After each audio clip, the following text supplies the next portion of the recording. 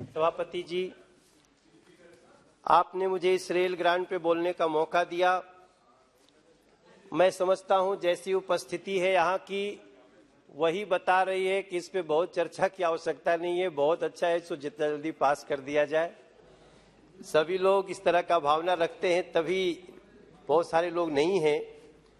अध्यक्ष जी, मुझे रघुवीर बटोही जी का एक गीत याद आता है जब मैं आपके सामने खड़ा हूं।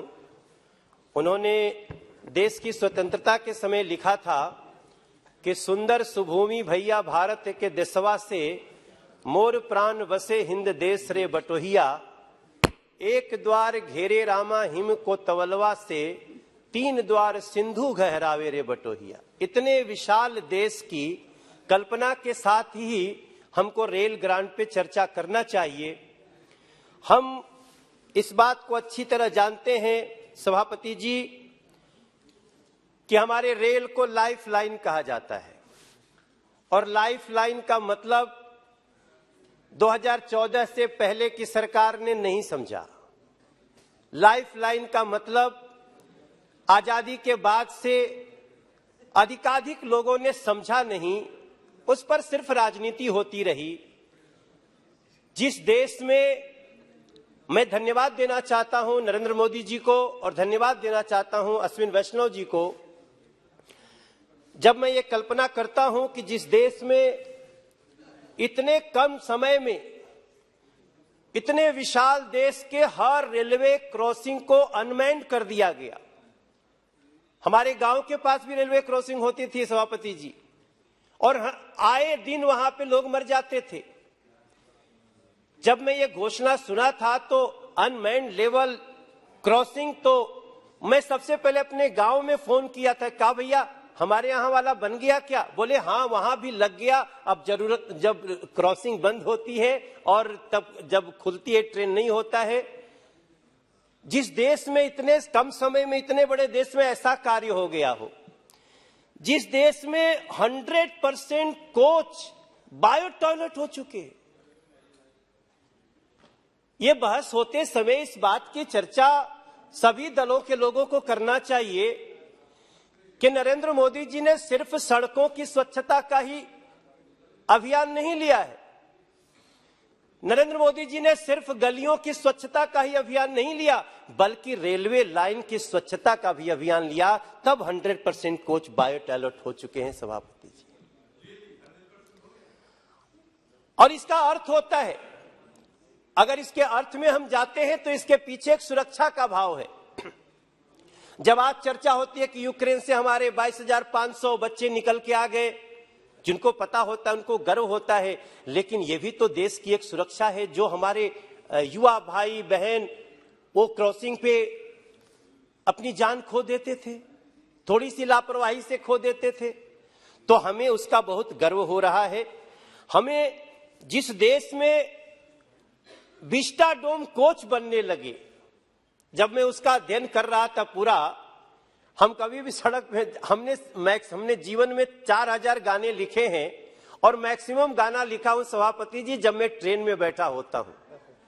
अब जब चारों तरफ से दिखने लगेगा तो सोचिए कैसी कैसी कल्पना हमारे मन में आएगी। मैं अश्विनी वैष्णव जी आपको बहुत बधाई देना चाहता हूं। हाँ देखिए, कोई भी और समझिए कि हम तो जब ट्रेन में बैठते थे, कभी दिल्ली से बनारस जाना होता था, या हमको बनारस से मुगल सराय से कभी जाना होता था कोलकाता, আমার বাড়ি আছে ওখানে, আমি ভালো করে জানি বাংলা। अधीर दादा बांग्ला बोलছিলেন, हमने कहा जिनको एक भी सीट नहीं आई वो बांग्ला बोल रहे हैं हमको दादा আমি ভালো করে बांग्ला जानी। तल मैं क्या बोल रहा हूं सर, मैं जो इस ग्रांट पे बोलते हुए जो ध्यान खींचना चाहता हूं कि 20-20 घंटे की यात्रा को 8 से 10 घंटे का कर दिए, और वो जब रेल ग्रांट लेके आए हैं तो हमारे मन में कोई भी हिच नहीं है सर। जिस देश में रेंगने वाली स्पीड की जगह चलने वाली ट्रेनों को, हमें याद है हम लोग ट्रेन के साथ दौड़ा करते थे। यहां भी कई हमारे साथी होंगे जो ट्रेन के साथ दौड़े होंगे, उसका स्पीडवे उतना होता था। आज 160 किलोमीटर का स्पीड, 180 हमने टेस्ट किया सर आप यही दिल्ली से बनारस चलिए, वंदे भारत ट्रेन में बिठाते हैं आपको, यहां से जम्मू तवी, अगर आप जाना चाहें तो चलिए।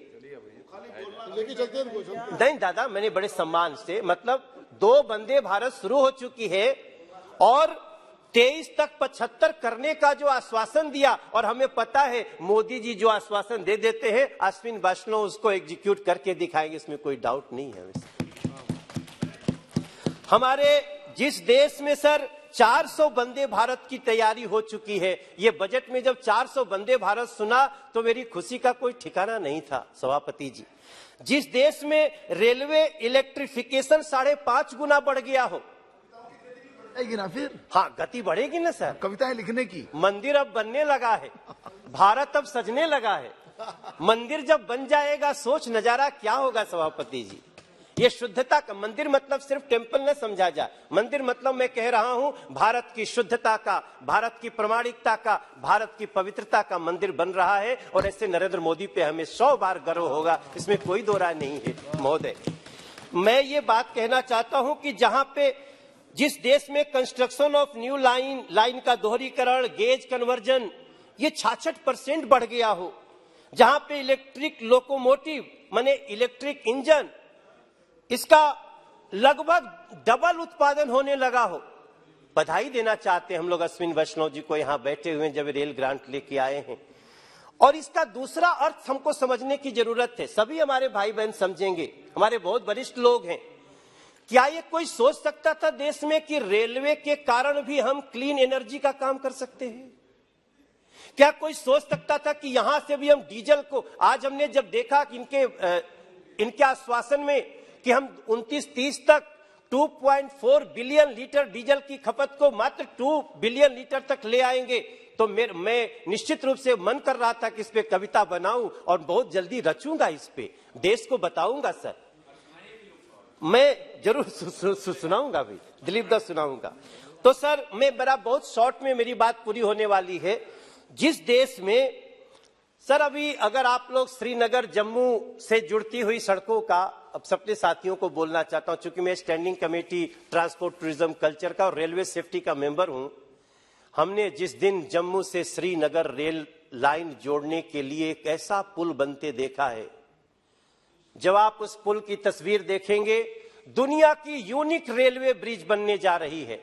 उस ब्रिज को देखने के बाद मात्र जम्मू श्रीनगर जोड़ने पे ही गर्व नहीं होगा सर, उस ब्रिज को देखने के बाद हमें भारत की इस क्षमता पे गर्व होगा कि हमारी रेल कितना बड़ा काम कर सकती है।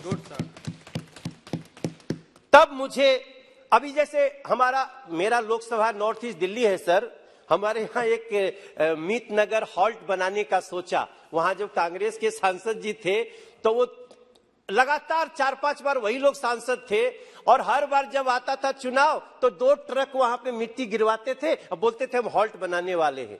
मैंने एक दिन मोदी सरकार बनने के बाद, हम नाम में लेना नहीं चाहता हूं, अब है नहीं है, हाँ कांग्रेस के थे, कोई है भी नहीं तो कोई बुरा नहीं मानेंगे जी। लेकिन सर मैं बड़ी विनम्रता से आपको बताना चाहता हूं, अश्विन वैष्णव सर को धन्यवाद देना चाहता हूं।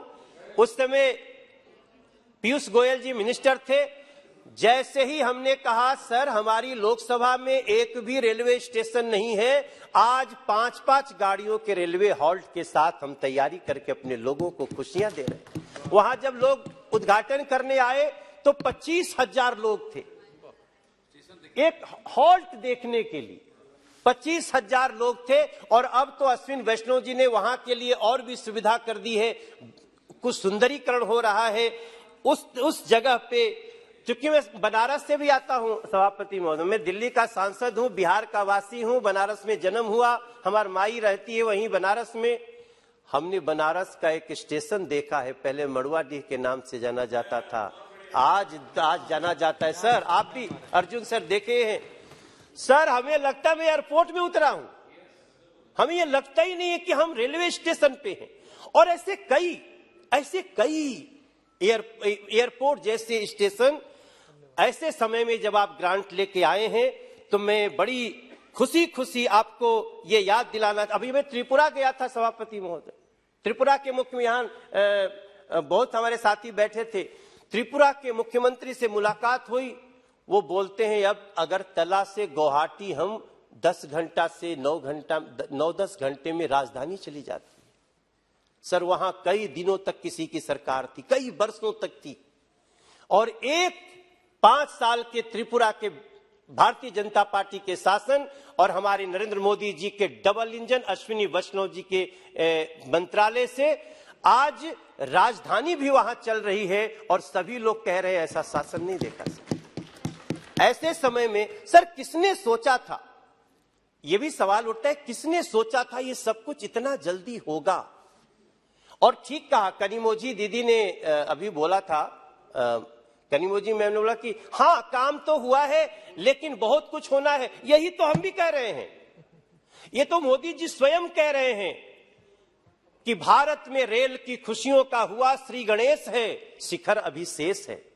अभी बहुत कुछ शिखर अभी शेष है, हम तो अभी बहुत कुछ करने वाले हैं। ये तो अश्विनी वैष्णव जी के, एक दिन मैं इनके साथ बैठा हुआ कहीं था और मीटिंग में बैठे थे, एक काम बताए, वहीं से इन्होंने व्हाट्सएप करके हमारा काम करा दिया। मैंने कहा कैसा व्यवस्था हो गया है। बारंबार प्रणाम करता हूं जो व्हाट्सएप से काम करते हो सांसदों के। ऐसे में जब रेलवे ग्रांट पे बोलने के लिए खड़ा हुआ हूं, गोरखपुर की चर्चा करना चाहता हूं सर। एयरपोर्ट से गोरखपुर शहर में घुसने में एक रेलवे क्रॉसिंग आती थी, जितना देर दिल्ली से गोरखपुर जाने में लगता था उतने देर क्रॉसिंगवा पार करने में लगता था सर। और जैसे ही ये सरकार आई, वहां अंडरपास भी बन गया, ऊपर से भी सारी व्यवस्था ठीक हो गई, तो फिर मुझे तो नमस्कार प्रणाम करना पड़ेगा नरेंद्र मोदी जी को भी, अश्विनी वैष्णव जी को भी और योगी आदित्यनाथ जी को भी। सर जब मैं आपसे ये बात कह रहा हूं, ये सारी चीजें, तो मैं ज्यादा लंबा समय न लेते हुए मैं तो कहूंगा आप हम सभी मिलकर के यथाशीघ्र इस रेलवे ग्रांट को पास करें। और पास क्या करना, आप तो बहुत कम मांगे हैं अश्विनी वैष्णव सर, आप तो आगे भी जितना मांगेंगे, भले ही कोई थोड़ा सा बोल देगा, लेकिन एवरीबॉडी इज एक्सेप्टिंग कि ये जेन्युइन डिमांड है। जिसकी है सोच लोक कल्याण की, जिस नरेंद्र मोदी जी की सोच है लोक कल्याण की, उस पे विश्वास करना चाहिए। अनुपम भविष्य के इस रेल ग्रांट को उत्साह से पास करना चाहिए। हमारी ये प्रार्थना है। मोदी जी और अश्विन जी के इस डबल इंजन पे है विश्वास हमें। ये भी डबल इंजन है। बड़ी चर्चा है सर डबल इंजन की, ऐसा चर्चा है डबल इंजन की कि 4 स्टेट तो उसका जैसे भजन की तरह, मंत्र की तरह जाप कर रहा है। मोदी जी और अश्विन जी के इस डबल इंजन पे है विश्वास हमें। ये ग्रांट ही क्या, कुछ और भी चाहिए तो हम करते रहेंगे पास सर, हमें कोई दिक्कत नहीं है। मैं बड़ी खुशी के साथ, मैं बहुत कम विषय पे बोलता हूं सभापति जी, लेकिन मैंने समय लेकर के अपने चीफ से मैंने समय मांगा, क्योंकि इतने अनुभव है हमारे पास रेलवे से जुड़ा हुआ, पहले का और अब का। तो मैं पूरी तरह से इस ग्रांट के पक्ष में अपनी बात कहते हुए अपनी वाणी को विराम देता हूं। एक बार पुनः मोदी जी को और अश्विन जी को धन्यवाद।